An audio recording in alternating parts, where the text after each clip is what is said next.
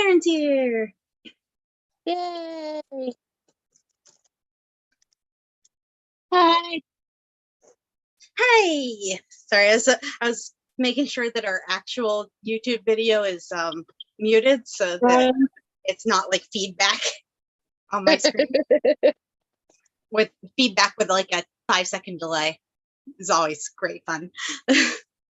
So I am not in my workshop, in case you didn't notice. I'm in my bedroom because it is so freaking hot at work. I am not sitting in my workshop that also doesn't have air conditioning tonight. I am definitely sitting in my air-conditioned bedroom.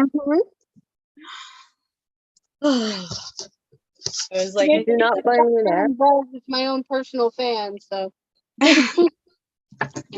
oh, damn. So, a couple of things before we jump into stuff about books and our own crafts and stuff. You two know this, but for anybody who watches, Erica is not going to be able to join us anymore. I'm going to continue to put her shop information under the videos while we finish out, at least while we finish out the Lovecraft ones. And I'm unsure if Becca will be able to again or not. But for now, it's the three of us. But I am going to keep putting their shop information underneath. I still love their stuff. Their lives have just gotten too crazy, which I totally understand. Like, my life would be too crazy for this too if somebody else scheduled it on me, but I get to pick when we have it. But speaking of Erica, remember she had that Kickstarter for her calendars for next year? Yeah. A while back. So the calendars came.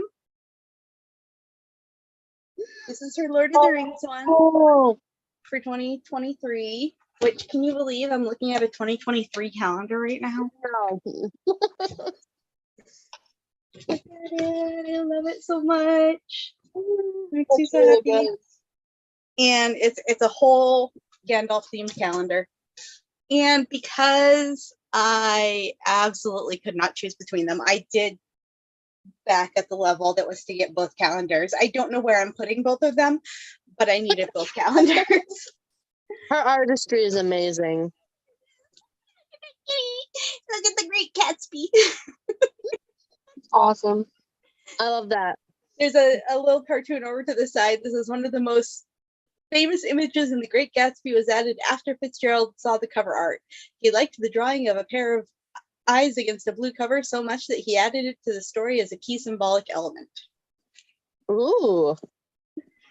So she's got like fun little stuff like that on each of them. The Cat of Monte Cristo. I just love you so much. So much to everybody that those came. Also, I am wearing the necklace that is the charm that I got from Karen. Yeah. Yeah. She wore it all day. I was planning out my outfit because I was like, I need to wear something that's going to work with this. And then I was like, it's been so hot, I'm just going to get home and take a shower right after work anyway. I won't still be wearing the shirt that works with it. Not that you can see the shirt that I'm wearing anyway. But at work, I was wearing my Think Geek 20th anniversary shirt from back when Think Geek was still good. And now I'm wearing my Santa and Jack Frost video game shirt that I wish was actually a real video game. But I fully planned it out ahead of time. Like, I'm going to wear that shirt, and then when I get home and take a shower, I will change to that shirt, so that both in either way, my video game controller necklace works with the shirt theme. Oh, where did I set my... So what's everybody working on tonight? So with the cancer events coming up over the next couple of months, I need to explain that for anybody who watches. Okay.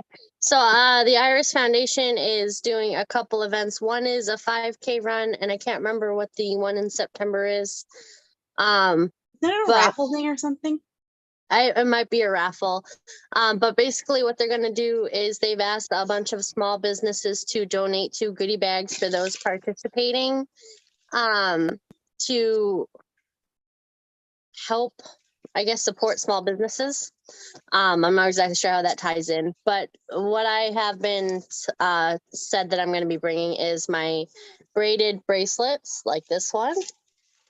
Only they're going to be a bunch of different colors. This is my Easter braided bracelet, as well as my bookmarks, which are not yet completed, my coloring book bookmarks. So I'm making all sorts of noise over here because I'm trying to find my stuff. I think one of that's my okay. cats got into my polymer clay or something because I So- definitely have a cat hair stuck to this.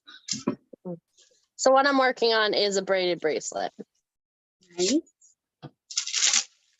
And for the very same thing, I am working on a loom band bracelet. The very same thing. Nice. Cute. I love them. I am working on making some polymer clay charms, and because I am upstairs in my bedroom, I can't show you guys this right now, but I've been talking for a while about wanting to make a thing that will like slowly turn so that I can have all sides of resin coated and have it still dry relatively evenly. It's a very a project that's been a long time in the works of figuring out how to make it. So I seriously hope that it actually works once I've got it all put together. I mean that the actual the structure should work. I hope that the technique of trying to get the resin to dry evenly works. And somebody somewhere is going to just be like, why don't you just get the resin that cures with like a UV light? And the answer is it has a shorter work time, and I don't like that. I don't get It things does. done It has quickly. like a 15 to 20-minute work time. What? It has like a 15 to 20-minute work time. Yeah. Yep. So I'm making a bunch of different polymer clay charms tonight so that I have the box structure made. I have the rod that's going to be turning it, and I have the clips that I'm going to use to clip the eye hooks into, all attached to the rod. I have little the like shower rod type holder thing in the ends, so that I mean through there are holes, but then I have those attached so that it'll like reduce the amount of wear of wood rubbing against wood. And then I have the motor and the cord that it will be attached to and all of the components for it. It's just a matter of actually getting that all assembled, which I'm hoping my husband will be able to help me with tomorrow, because he used to be an electrician's helper and I didn't. So right now, the very first ones that I'm making are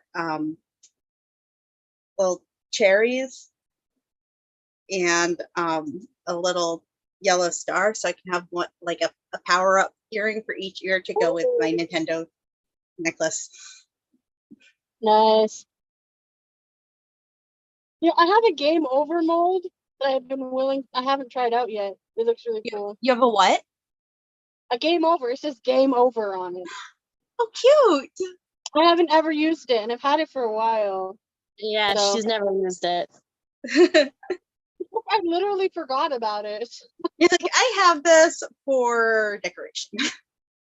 I may have misplaced it. They have. Oh, you know, I'm looking at my shelf of molds. I may have misplaced. I don't know I if should it's know that or not. shelf of molds. Wait, you were just both talking at once, and I don't know what either of you said. I said I just hope to organize that shelf of molds. Oh, organizing stuff is the fastest way to lose something. Oh, I know. Um, Right now I'm looking for my scissors that I just had yesterday. Yeah. Hey, you can borrow these ones. What? I Sure. mean, what? It would take you like 2 minutes to run out and meet in the middle and hand them to each other and run back. Yeah, right? Wouldn't Right. take that long. So we read, I wonder where I put my book. I had that when I came up here. Very long story. Now we're Oh, so good though. It was so good. oh, Oh, hey, it's right next to me. Oh, good. That's good. At least we have Hey, it. did you try looking right next to?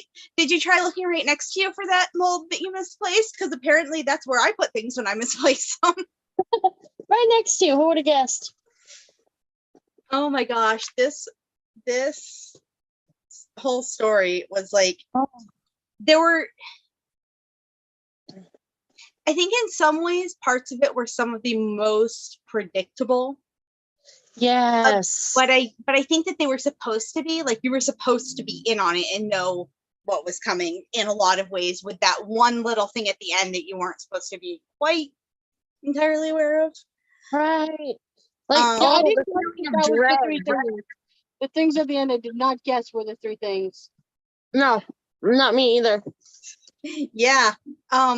Okay, so Yeah, that's right. I finished the book. I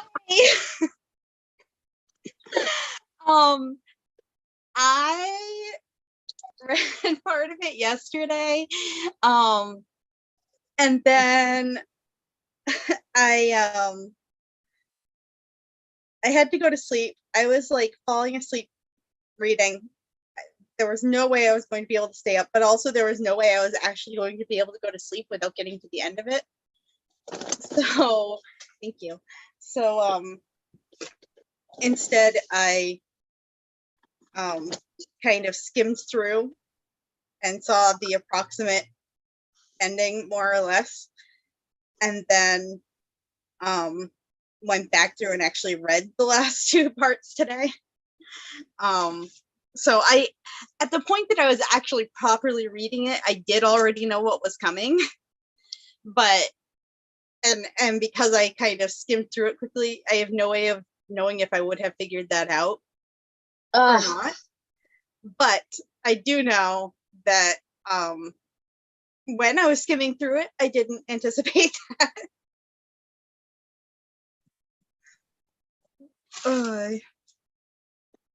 My husband just brought me my supper, and Yum. I have polymer clay on my hands. Oh no. And now I'm So sitting I here. literally finished cooking dinner like 10 minutes before. So I have 2 pork and cheese wrap plus leftover pork sitting right next to me. Oh yeah. Well, Lisa's munching too, because apparently none of us actually managed to eat before book club tonight. Well, I'm eating meat and cheese. I'm gonna go wash my hands really fast So you can eat. so that I can eat and then continue working on stuff after. But look, cherries. So cute. Seriously, like you're. I'm gonna have to buy a pair of those eventually. They're only that big. They're so Comparatively. cute and tiny, and I really want one. I'm sure we can work that out. Oh yeah.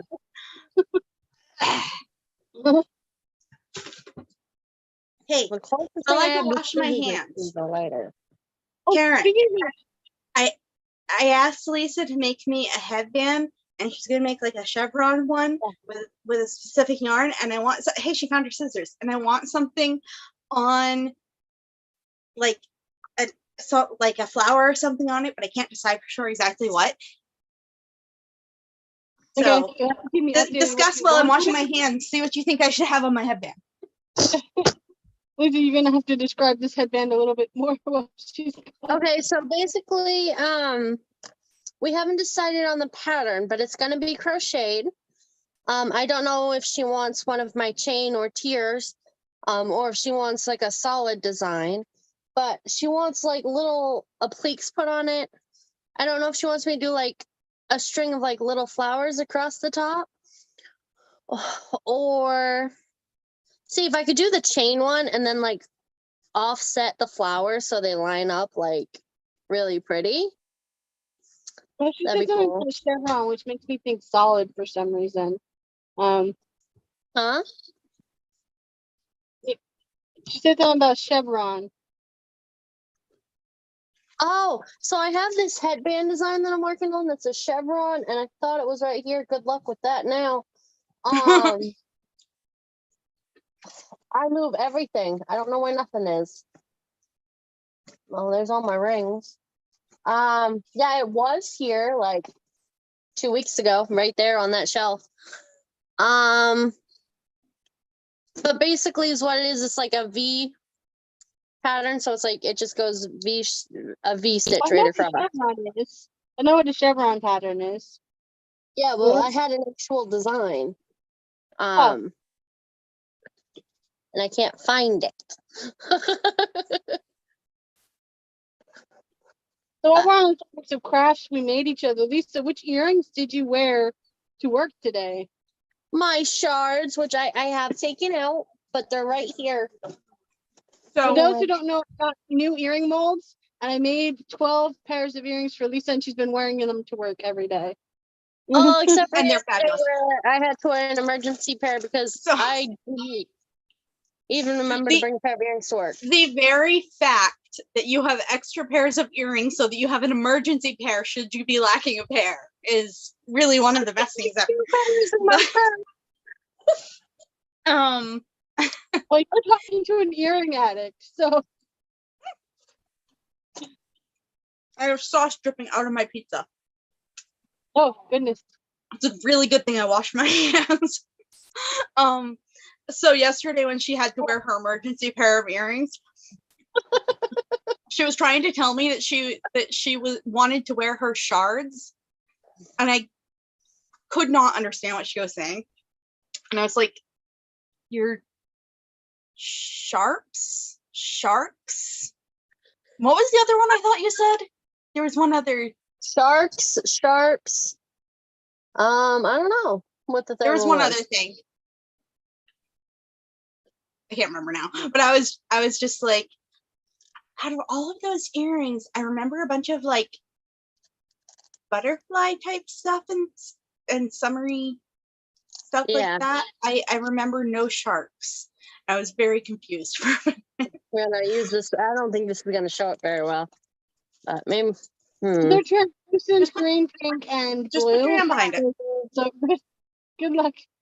Good luck seeing all the colors. There. I love them. And they're very sparkly. And they're not the same on either one. But Yeah. Yeah. They were not made to be the same. I didn't want them the same. I wanted them different. But And yet, when I was making you earrings, you were like, I like them the same. no, it's the same colors. They're just not in the exact same placements. Okay. It's different when it's multiple things, but this is one shard. I love to have like coordinated but different. I don't like them different weights though. They need to be approximately the same size and weight. But Yeah. like I have the one that has like my American flag heart, and then patriotic like Uncle Sam's hat type thing on one ear and a star on the other ear. And I'm glad that we are one stud and one dangle that don't even match, not even in color. Nope. That's me. Nope. That's me. Nope. It has to weigh the same. I have to physically be even. It has to be. It's like one of my friends was teasing me once when I had my hair like in like a thing over like this. Actually, it was on this side though. But she's like, you know that's like not center, right? Because she knows that I often do stuff like that, and I'm like, right, but I have like the roll over here and then the ponytail over here, so they balance each other out. It's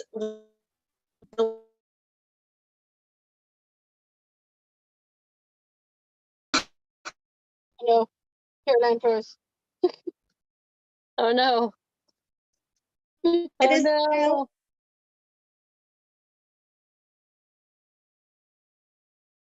Oh no. Waiting to see if she comes back fully or what. Yeah.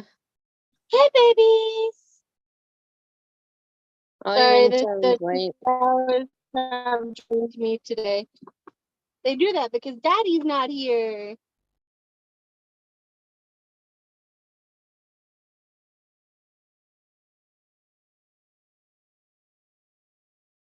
I just realized like she's gone.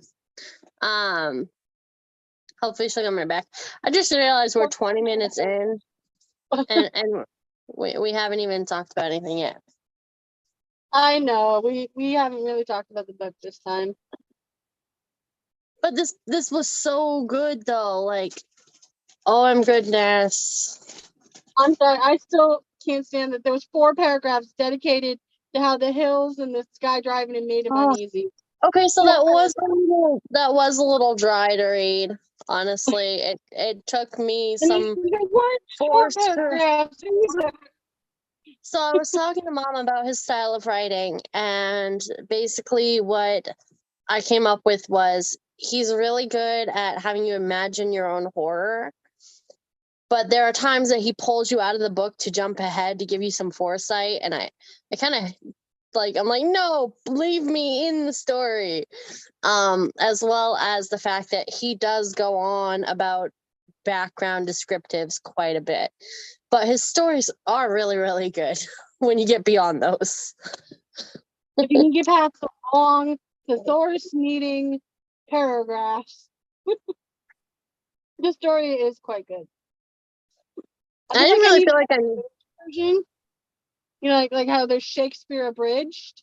I felt like I needed an abridged version. I need H.P. Lovecraft abridged. Uh-huh. Mm.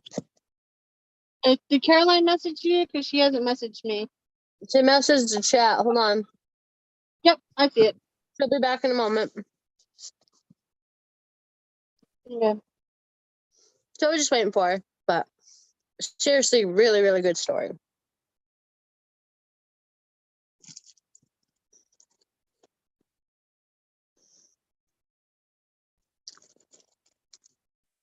This looks so good. Look, I'm using my jelly kind of teal bands and the white, and it looks so good. Is that the bicycle chain? Yeah, I'm doing the teal for both sides rather than this one, which is like purple and blue. This one's all teal. Yeah, I noticed that. I don't have a lot of them left, honestly. So figured I'd So do one with the black on and your one with the white. live, you were saying something about doing 150 of the regular and 150 of the bicycle. I Is that have something? 150 fishtails. Right. I was thinking about only doing 150 bicycle chains and kind of switching between two. Oh, look, she's got her little Yeah. pixie elegance image. Hey, I'm back. My Wi-Fi cut out, and just as it was starting to reconnect, it cut out again. Hopefully it will stay put now. You see, there's a way I can make you the host again because it made me host. But I don't want to be host. Is it still streaming? I don't know. Yeah, it's still streaming. It's still streaming. We should be fine. Thank you. I don't think it really matters which one it has as host. We were just talking about the writing of H.P. Lovecraft. Like Karen said, she could have done without the 4 paragraphs of the. Oh, that's cool. From the pro shop. Nice. For Karen everybody who, anybody watching who doesn't know what this is talking about, we work there. I used to. Lisa and I work there. Karen used to work there. It's a place. Okay, you were talking about the writing of H.P. Lovecraft. Continue. Right. I have another slice of pizza to eat. But like how she could have done without the 4 paragraphs of the descriptive hills, and I kind of regret description of the hills and the valleys. The hills and the valleys and the driver making him more and more uncomfortable and nervous and I didn't need 4 paragraphs. I get the point of it, but I was thinking, because I definitely, my ADHD reading does not, I mean, I've told you before, I don't read things in order anyway. Right. But I definitely don't fully read all of that ever. Like, I just randomly start skipping around. Yeah, it was very long and very long. Yeah. Long. But I do think that part of that, it might have been partly trying to build suspense as you're on your way to getting there. Hey, this is definitely more than a 5-second delay because the video had me just pop up right now. Wow. That's So okay. maybe However long that was. Maybe your loading of the stream had issues, so you're further behind in the stream. Maybe. Then, That's all right. But I think it's more than a 5-second delay anyway. But like my Wi-Fi is not the greatest if you didn't figure that out already. Anyway, so but I was thinking because he published it in a periodical and he published it in 5 parts, it might have been a matter of getting to a word count also. Yeah. But Yeah. I really think once you got past that, like, I really love his way of building suspense. I really do. Yeah. I was telling Lisa, like, I need like a you know how Shakespeare has like Shakespeare abridged, where like it's a shorter, less thesaurusy, wordy, needing version. And It's like I need that version. I need H.P. Lovecraft abridged. I do. That's funny. That's funny because I was just talking to Lisa today about needing to watch the complete works of Shakespeare abridged with you guys at some point. Yeah. Which is hilarious. It's 3 guys who go through all of the works of Shakespeare in one play performance thing, essentially, and make tons of jokes. And who is sending messages where that keeps dinging at me?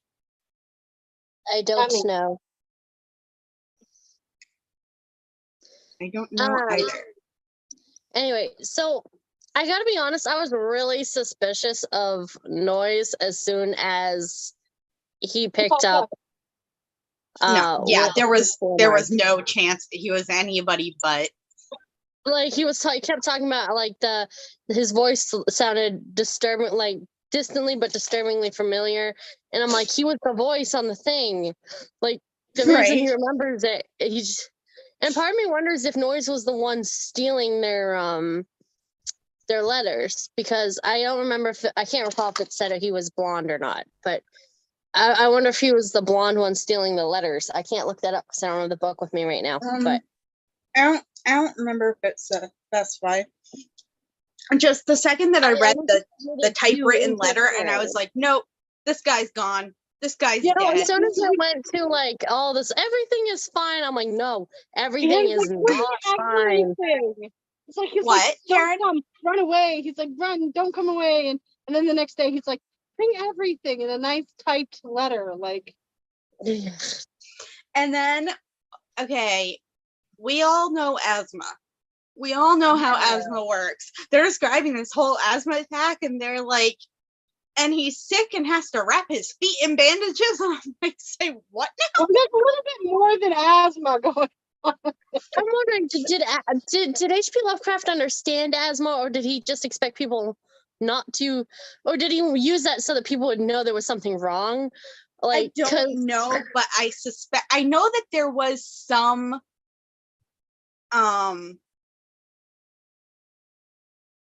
there wasn't always a great understanding of asthma. I mean, this is before before inhalers existed.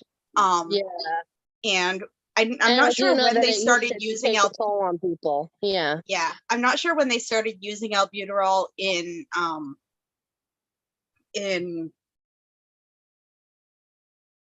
nebulizer type form, but I know that they had like various things for steaming things out and calming asthma down long before having a machine to plug into the wall was possibly a thing. Yeah, but I do remember it was something that wore people out. Like, I mean, it does. Like it does.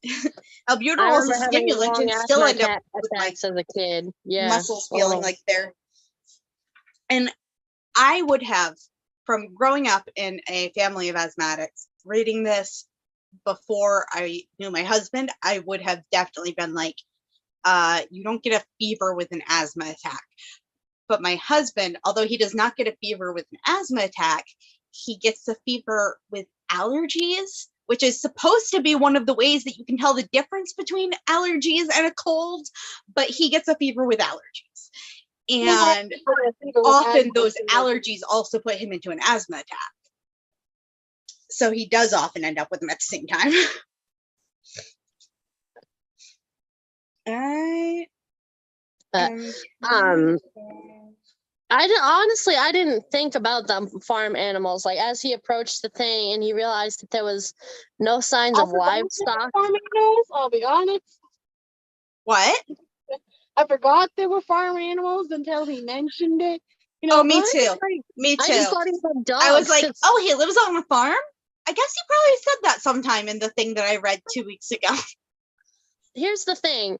We grew up in a house that was a farmhouse. However, the only pets we had was a dog or a cat. Yeah, I grew up in a have livestock. I grew up in a lot of different houses, but one in particular that we lived in was a farmhouse, and the barn with the big slidey door we used for a garage. Yeah, so to see a farmhouse without animals, I guess it just doesn't trigger that there's something wrong there, because I grew up with it being that way. Yeah. No, the other thing that I think he was really like telegraphing the something is fishy here, and I think he was doing it on purpose, was the constant, don't forget to bring the record and letters and pictures. Don't forget to bring the record and letters and pictures. Hey, did you bring the record and letters and pictures? Hey, you should give me the record, letters, and pictures. Leave them on the table. Don't take them anywhere else. Don't take them upstairs. Leave them on the table. Leave them right here. Oh yeah, and then and just, if you could grab that cylinder, don't touch the bright shiny one. Like, not suspicious at all. So like, it was very clearly like, even, I mean, because of how I had skipped ahead before, I already knew that must be his mind in there, but it was very clear that there was something about that, and I was fairly certain this was not vaguely talking in the first place. Yes, like, so as an asthmatic, I expected like heaving, hard of breath, maybe a raspy voice, but not a whisper. Well, I could see that whisper. The amount of words he got out in that was, I'm just like, dude, if you're having trouble breathing, shut up already. Right? I'm like, I could not talk this much straight without pauses for breath with an asthma attack. Like, even like without asthma, like even without like a full-blown asthma attack, but just like starting to feel it, just enough that you have to use your rescue inhaler, and it's like, okay. Right. I mean, we know me. I'll probably get that many words out eventually anyway, but it's not easy. It's not going to flow well. Because H.P. Lovecraft, if there had been coughing, he would have noted it. So already, just by writing what he said, well, he did. Anyone with knowledge of asthma would have known something was wrong. He did when he first got there. He said, I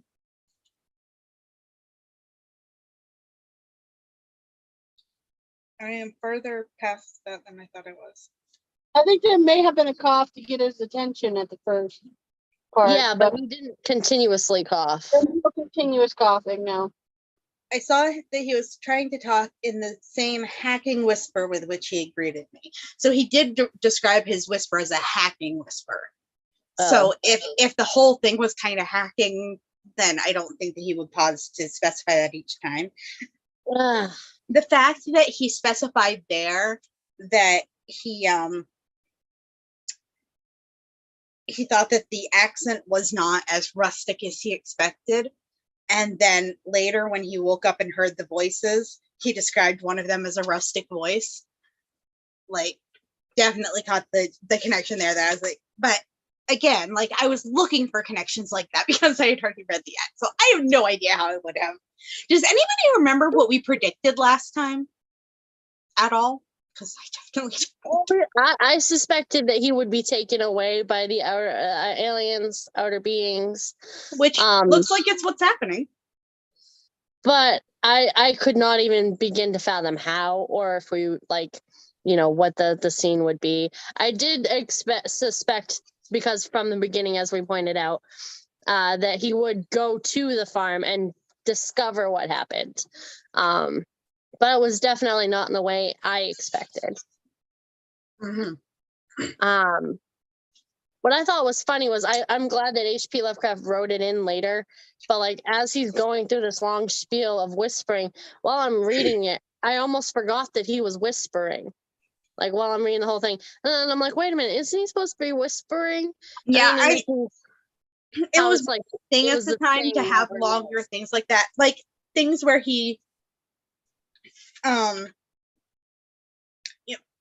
it's the thing that people comment on with Jane Austen frequently, that like they talk for so long at a time. People won't talk for that long at a time without somebody responding. And no, they don't. The assumption in that style of writing is like there are hints at somebody else responding, but like he says, like when he first sees him, he says something like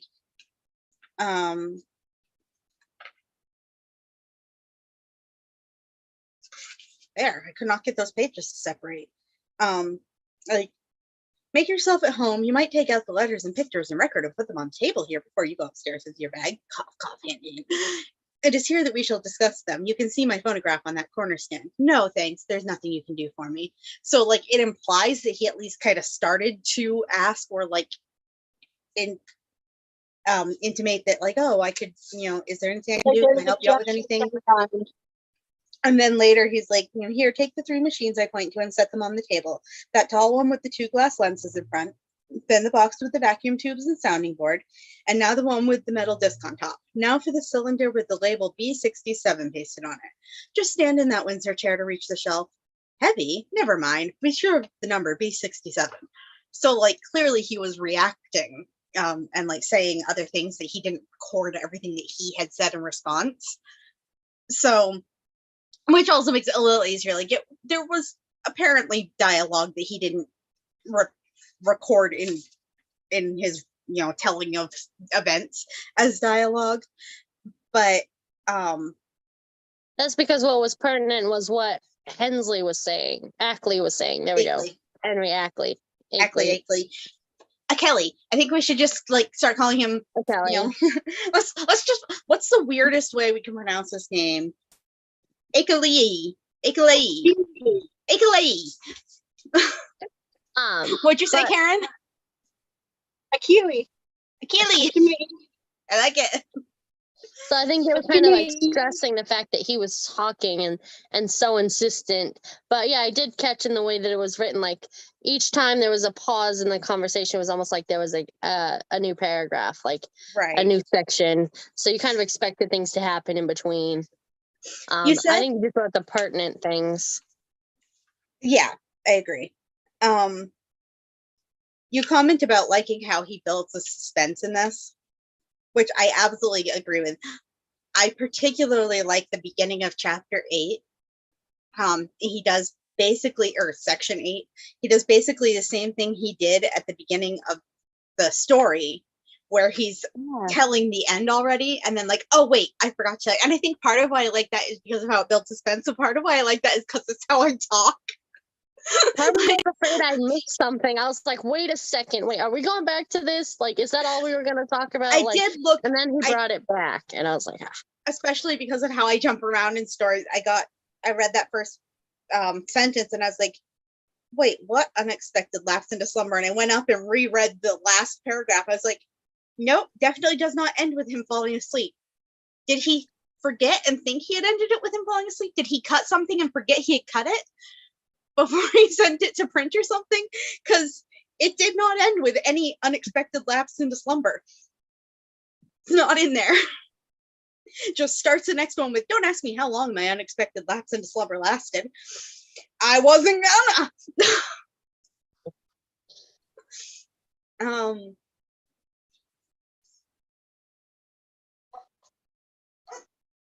Okay, so I was looking at the conversation they had, or the conversation he heard, what parts of speech he could actually overhear and understand.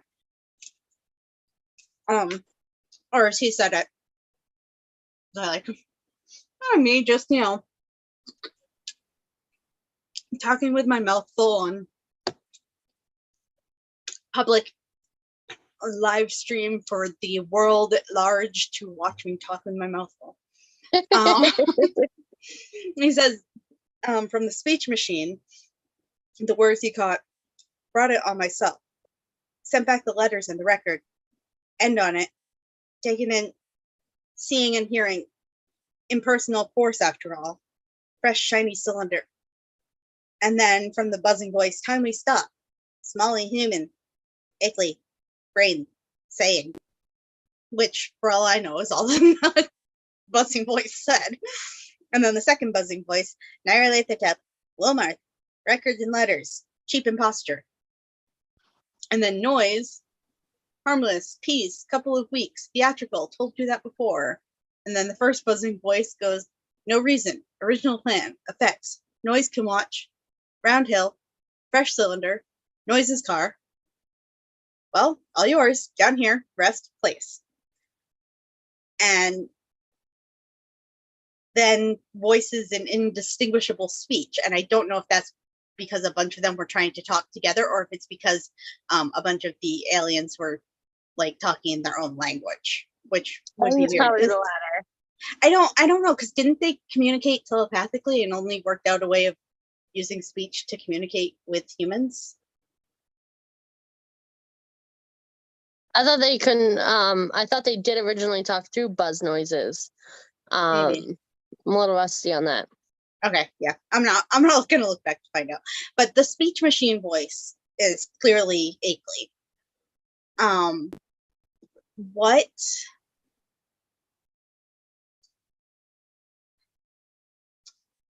is your impression that Akeley was forcibly and unwillingly brain removed from body put into the cylinder? Or was your impression that he really had made peace with them and decided that he wanted to travel, but he doesn't want them involving him? By force. By force. What, Karen? I'm almost certain it was by force. Okay, that's what I thought, but I wanted to make and sure they were that do the same thing to Wilmarth.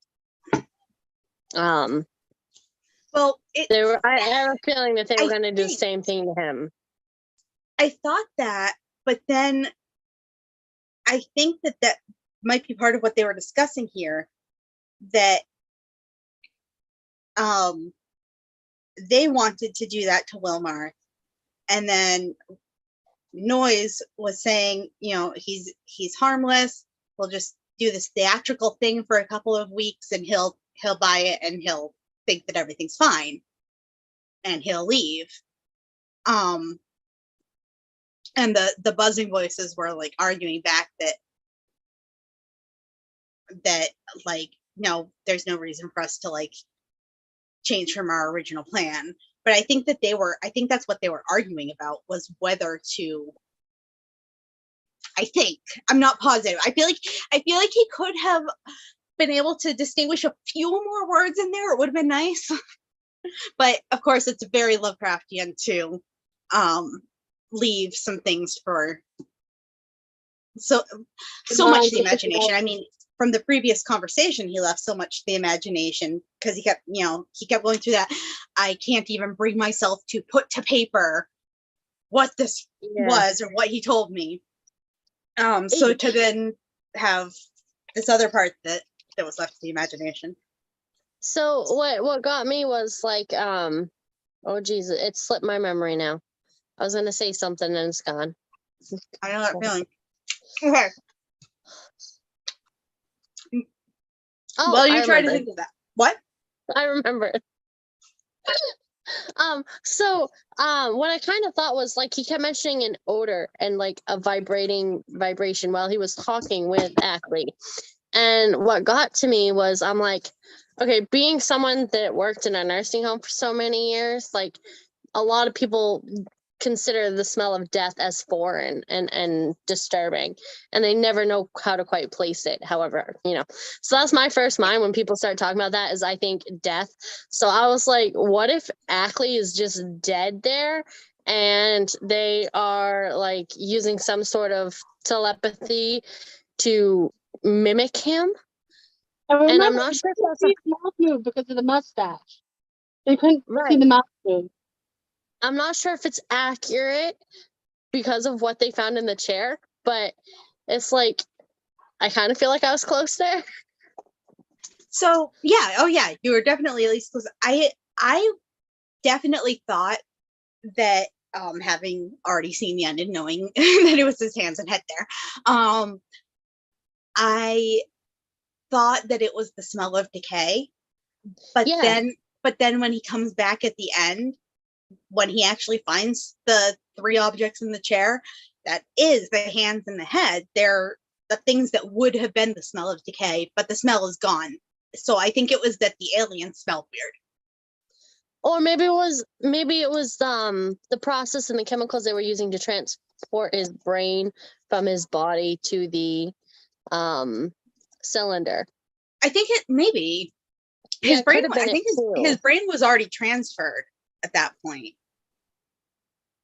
And it was the smell of the chemicals that he didn't know. Maybe. Well, no, because it must have been the smell of the alien, because it was where Ackley was, and one of the aliens was disguised as Ackley. That's right. He did say that. So, and yeah, it was definitely an alien described that disguised as him, because he specifies that the actually, wait, right here. He says they were clever constructions of their kind, furnished with ingenious metallic clamps to attach them to organic developments of which I dare not form any conjecture, which is a hilarious way of saying to some portion of the aliens so that they can maneuver it.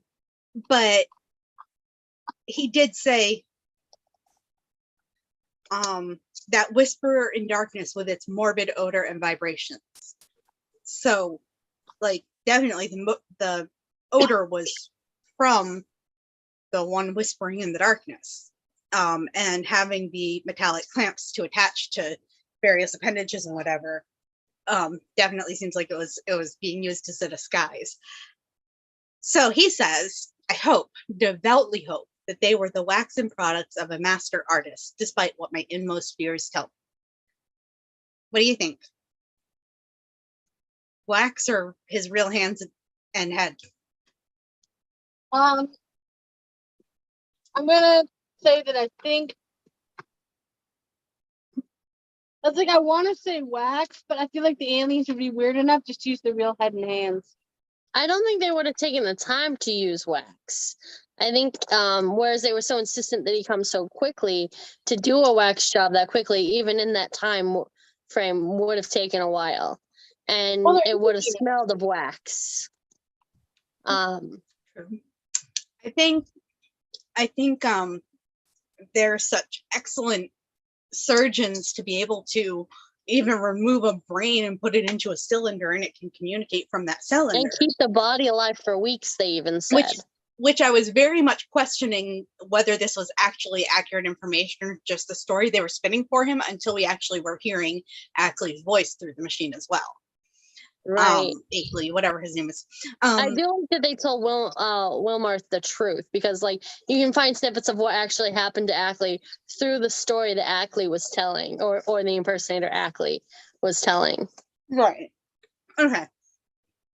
That makes sense. But I do think that if they were that skilled at medical things and whatever, they definitely could have preserved his hands and head in a way that would have still looked real and not dead.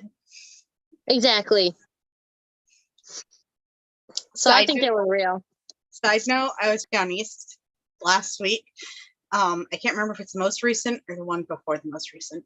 But there was a guy from Maine originally, who left and went other places and became a criminal, and he was a very, very bad criminal. Not like a really bad dude, but like really bad at being a criminal. Kept screwing stuff up. And then when he died, He they he had been using fake names and nobody knew who he was, and they preserved his body with embalming fluid and arsenic as well, as they were trying to contact somebody, find somebody who could come claim this guy's body, but he was in a completely different part of the country. Most of his family had died before he left Maine anyway, and he was using a fake name. And eventually somebody lied and said that they were his brother so that they could take his body and use it in a traveling road show. And long story short, after it got passed around to a bunch of different places, somebody over time, they lost track of the fact that this was a real embalmed body, and people thought that it was a wax body, and then somebody realized that it was real.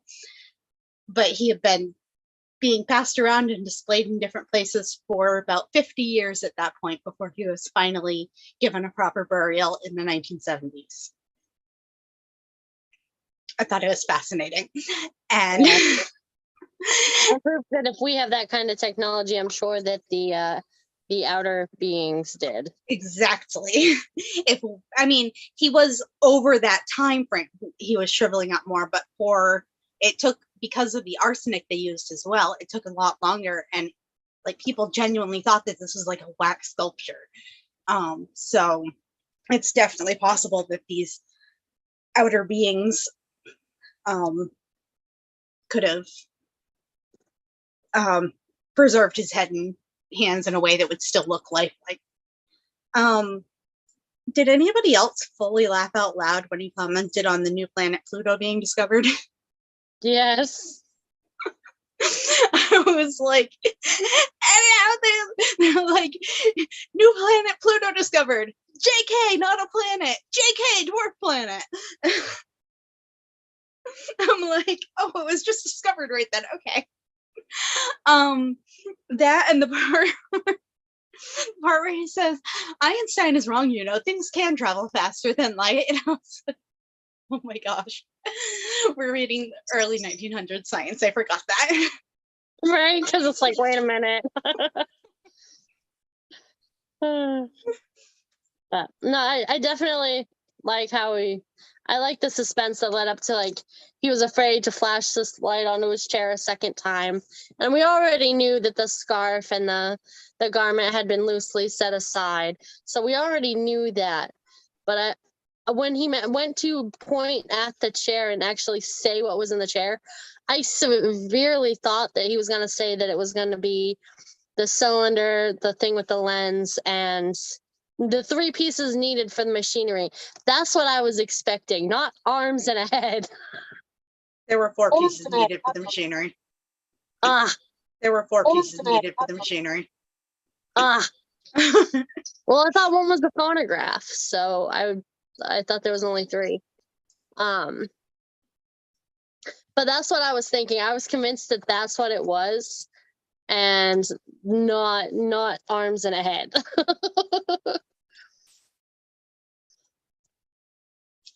Yeah.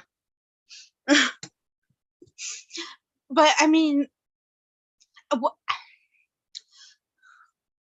whatever was causing the weird vibration, I don't know if that was the sense of like these aliens that like have this buzziness to them or whatever, or if it was a mechanism of some sort or what.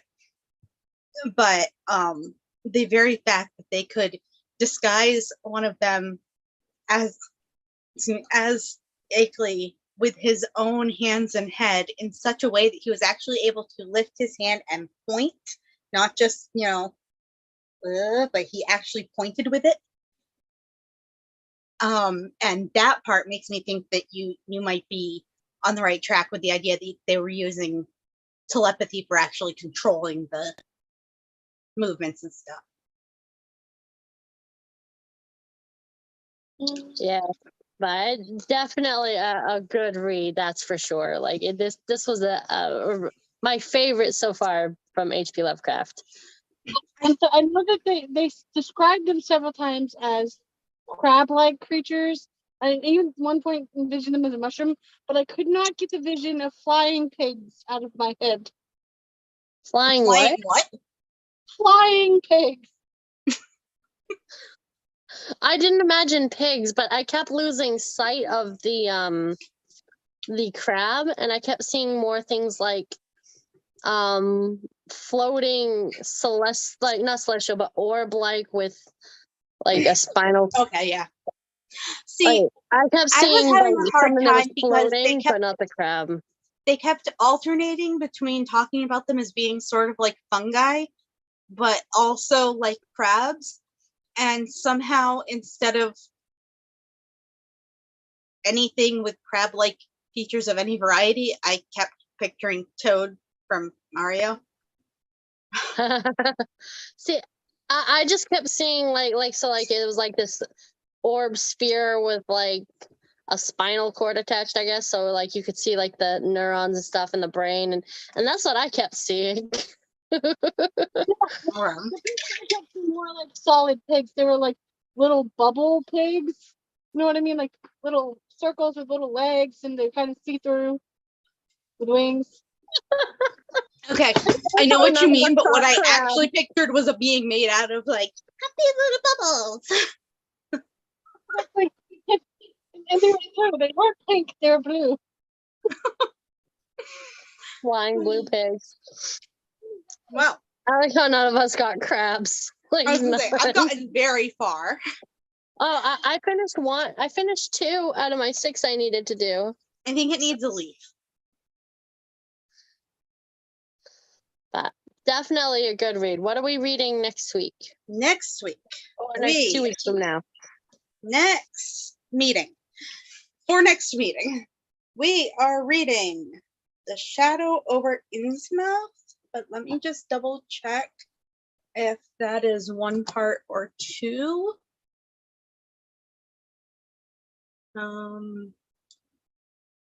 We are reading The Shadow over Innsmouth parts 1 through 3. And whoops, that's not what I wanted. I believe, let me double check. First Tuesday of August, we will be reading, or second, I don't know. Next time we're reading Shadow over Innsmouth parts 1 through 3, and then the time after that will be parts 4 and 5. Okay. And the week after that is The Haunter of the Dark, and then we will be moving on to our next book. Ooh. And wow, I have a couple of different things that I was thinking, but one of them is when we were first discussing what books I like it. When we were first discussing what book to read, the runner-up in our votes was Little Women. Do you two still want to go with Little Women? Do you want to look at some other options? So I think I've known a few people who haven't read that book. I think it would be fabulous to jump from Lovecraft to Alcott. It's again another book I haven't read, so it'll be all fresh for me. It'll be new, and you guys will be able to see me through the process of the book, I guess. But in many ways, I think Lovecraft is the kind of writing that Joe wanted to be able to write in Little Women. Yes. Or at least the way that she's presented in the movies. It's been so long since I read the book. I honestly can't remember. I mix up which parts are in the books, which parts are in the movies. Yeah, I was gonna say I think I've seen a movie on it a long time ago. With either. What? I haven't seen either. I haven't read the book or seen the movies. Oh, good. All fresh for you. Nice. So it'll be good having something. I've liked this, having this almost episodic, because we could do like the individual short stories, but it'll be fun having a book that we can like anticipate you guys can anticipate what's coming next, and I won't tell you. Right? I know that I watched the movie, the 90s movie with Winona Ryder, right? Yeah. I'm sorry. So, yeah. I have to stop and think. Yes, Winona Ryder. I mixed her name up with Winona Judd. I'm like, the actress or the country singer. Um, the but the movie, the 90s movie with Winona Ryder and other people's whose names just suddenly left my brain. But anyway, Christian Bale, isn't it? Really great movie.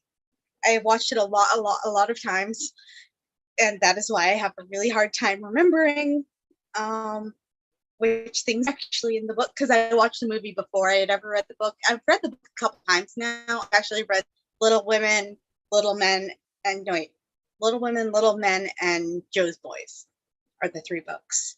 And I have a bunch of rando facts, and also Why She Wrote, which is by the authors of by the hosts of the Bonnets at Dawn podcast, which was when they started it, a podcast pitting Jane Austen against the Brontes. One of the hosts absolutely loves Austen, and the other one loves all of the Brontes. And so they kept basically trying to convince each other of why the authors they like was better.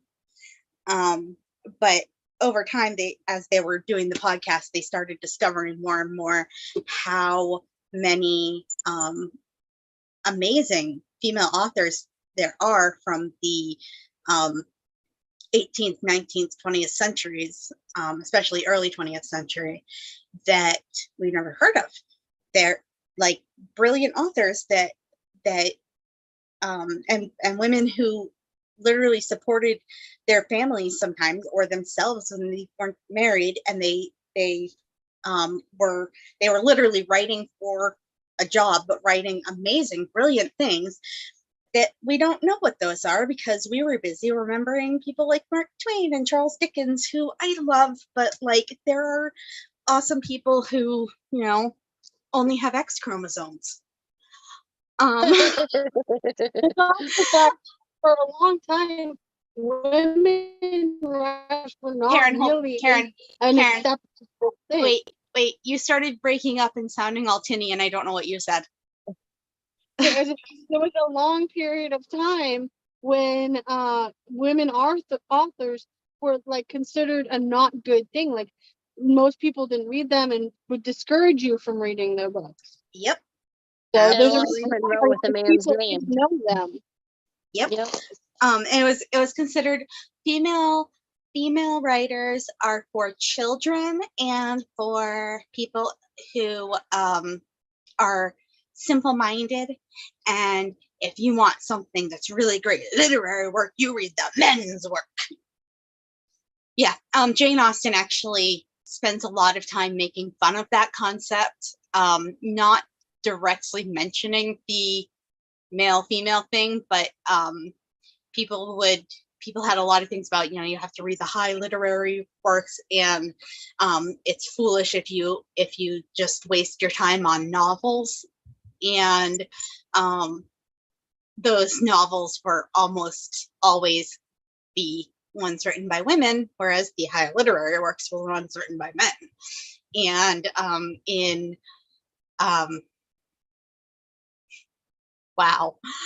Northanger Abbey, I almost said Downton Abbey. I was like, nope, not that one. In Northanger Abbey, Jane Austen is, I mean, she's always very sarcastic, but there's just so much in that. Or she just starts out describing this girl who's like not the oldest and not the youngest and not the most overlooked, but not the most brilliant. And you know, she has a lot of siblings. She's not the only child, and she's from like a moderately wealthy family, but they're not the richest and they're not the poorest. And there's really nothing about her that seems like she should be a heroine, but she was determined to be a heroine, and therefore it was going to happen. And like the whole time, she's just making fun of so many things about books, including having the heroine read novels and get way too caught up in the like horror of them and things. But anyway, the reason I mentioned Why She Wrote is because the last section of this is Louisa May Alcott. The actual book is, I didn't say this part, it's about different women authors, and each one has a little essay like that, and then it's a graphic novel section about them, and then it'll go on to the next one and have another little essay about them, and then a graphic novel section. But the last section in here is Louise May Alcott, so when we do get to reading that, I will probably reference it frequently. I do want to mention again my other book clubbish thing on Facebook. We are about done with Cordelia Underwood. We only have the epilogue left because we're reading each book in the Moose Path League series on the date that each section takes place on, and the epilogue takes place on July, I believe 29th, 27th, 30th, and 31st. So we read the rest of it, but the next book in the series doesn't start until September. So if, and I'll put in the description of the video, that is our longest one yet, because we just keep talking. Well, okay, I keep talking. But I'll put a link for the Facebook group. But if anybody wants to join the group, you have time to fully catch up on Cordelia Underwood before it'll be time for us to read the next one, which is Moss Farm, which doesn't start until September. But it'll be a total of 6 books between July through June of next year. And I think that's actually all the things. Yeah.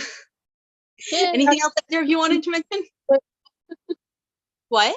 I got halfway down the next bracelet, but I did too. You got the most done of any of us. I ate pizza. I ate pizza and I made 1 thing of cherries.